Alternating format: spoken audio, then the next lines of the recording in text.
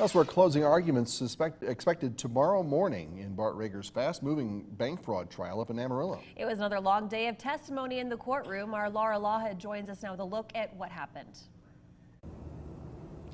Yeah, Brian and Lauren, by this time tomorrow night, we could very well know whether Bart Reagor has been found guilty or not guilty, and the verdict could come in as early as tomorrow afternoon.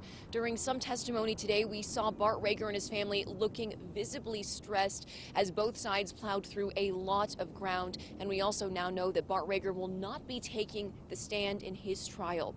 Now this morning, starting off with a surprise as Reagor's defense team announcing they would not be calling Rick Dykes to the stand to testify on Reagor's behalf.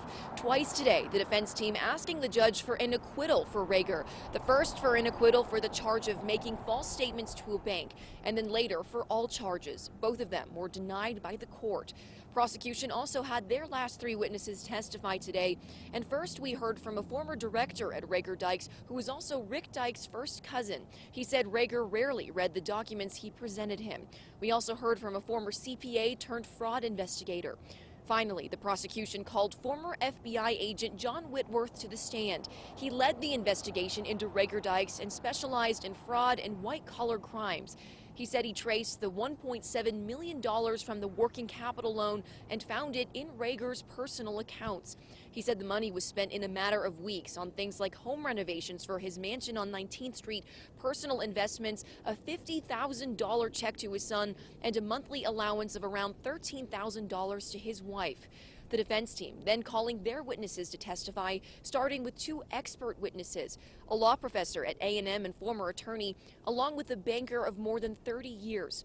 Both of them saying the loan agreement did not adequately define what working capital was, and there was not specific language in the loan agreement that barred Reagor and Dykes from using that money to reimburse themselves for personal funds they had previously put into the company. I do note neither of these witnesses has ever provided financial advice to Reagor or Dykes, and under oath today, both of them saying they do not believe Reagor has done anything wrong by diverting money from the loan into his personal accounts as a reimbursement, and he could spend that money however he liked. The defense finally calling Reagor's CPA to the stand and then resting for the afternoon. Closing arguments are set for tomorrow morning, and each team will get an hour to present.